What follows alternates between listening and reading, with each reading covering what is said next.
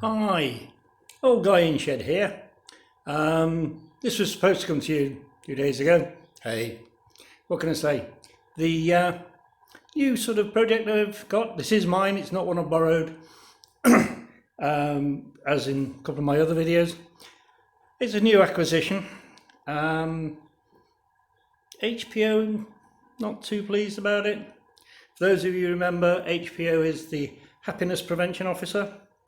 I don't know how many of you saw the last video of that particularly pretty Moto Guzzi 350 Imola. Well, this bike is its ugly sister.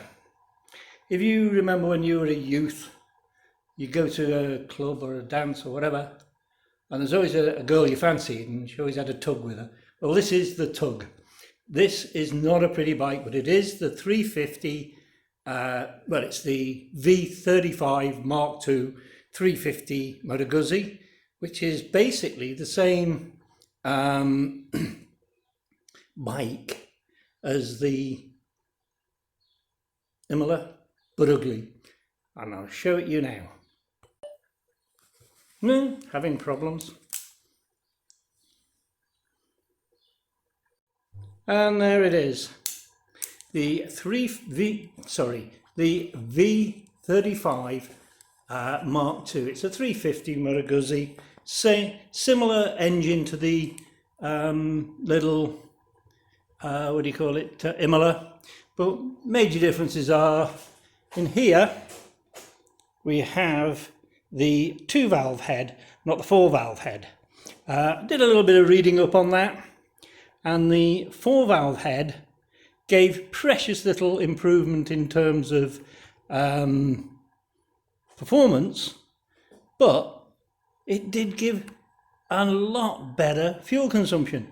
So they set out to make it a more powerful machine and ended up with a more economic one.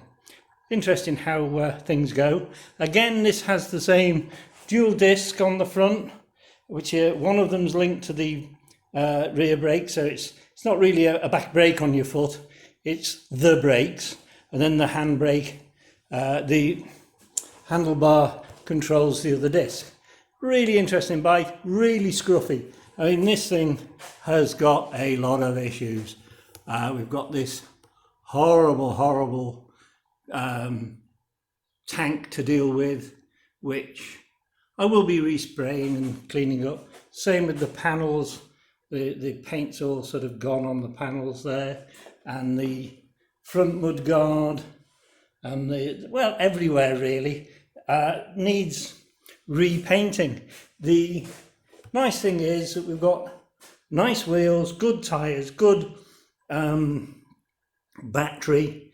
The thing really is quite a good project, but I have to say, it certainly is not one of the prettiest things you'll ever see in your life. I guess it's going to handle as well as the other bike. I guess it's going to be as nice to ride as the other bike. But again, like with the California, it's got this seriously ugly, but probably very effective front fairing. I don't know why they went for this sort of design.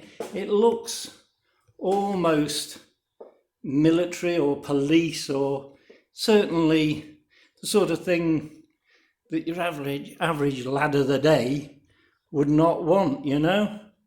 But it's what his dad would have had, and his dad would have been made up with it. It's a sensible version of the Imola. And I must say, I quite like it. I think it's quite sweet.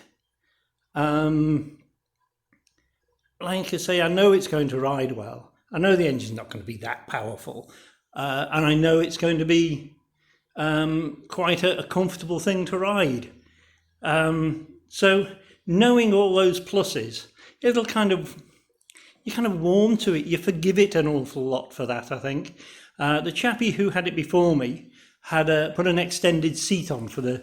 It is an original seat, but he found a company that would extend it ever so slightly for him. So it's just a little bit long. It'll be a little bit more comfortable for your passenger, or for my passenger, if she'll ever come on the damn thing with me. I don't know whether it upsets the balance of the bike or not. Haven't made my mind up. I don't think it does. I think it's still okay. And I think the overall look of the bike can be helped with a decent paint job, because she is just scruffy for sure. But hey, it's okay. It's going to be fun to do. I will bring updates as I go on and things that I find. It's running really badly at the moment. It's just not running well at all. It's permanently flooding, so I've got carburetors to take off first. I've proven it by getting the engine running, and then it's just, like I say, it won't rev properly even, and shutting the petrol taps, and then as the fuel runs out, it suddenly runs beautifully. So that kind of tells me I've got a flooding problem. It may be float heights, it may be the chokes are stuck open. You know, it's a little valve thing on these. So we'll find out and we'll fix that. Carburetors are not a problem. They're easy to deal with in comparison to, say, having a fueling issue with injection, where you then need to go in on the software. But no, it's pretty good. It's pretty good. I'm quite pleased with it. I will be taking the rocker covers off and other bits and pieces, and getting them on my polishing machine and making it look a little bit tidy, a bit smarter, and make it a little bit more desirable for people to sort of own. There are one or two other little issues to point out before they're pointed out for me. One of them being that although they work, it's got two different silencers. That has this cone here, and this one actually doesn't. So it has a smaller one. So they're two different, the same make, but they're two different model of silencer. Either I'll try and find one to match the other, or get a matching pair. It'll be one of the two. But again, it's the nice aluminium swing arm. It's the robust little V-twin engine, and I think with it being the 350, very, very, very understressed in comparison to, say, the 750 version of this, which I had one years ago, and it wasn't the most reliable thing I've ever owned in my life. But I think this will be. I think this is going to be very reminiscent of how a lot of the British bikes went, where they just kept increasing the capacity without doing anything to the gearbox or the crankcases or anything. And I think this is a similar deal. It'll be a very sweet little bike. So, comments, more than welcome. Hints and tips if you know anything about these bikes that I need to know, because I certainly don't profess to be an expert on them of any description. And it's like all the help you can get, the better in this world, I guess, I reckon.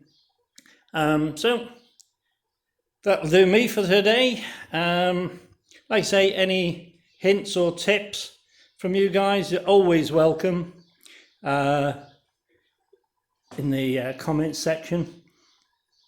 And if I could ask you to kindly push the like or the subscribe button and the bell or whatever, and you'll see how the progress of the little V35 comes on. And maybe I'm going to try and invest in a small camera, and maybe do some riding videos. That'll be quite interesting. I know it'll be interesting because I've never done it, so it'll be interesting for me, if for nobody else. So there you go. This is the end of this video. Thank you very much for watching.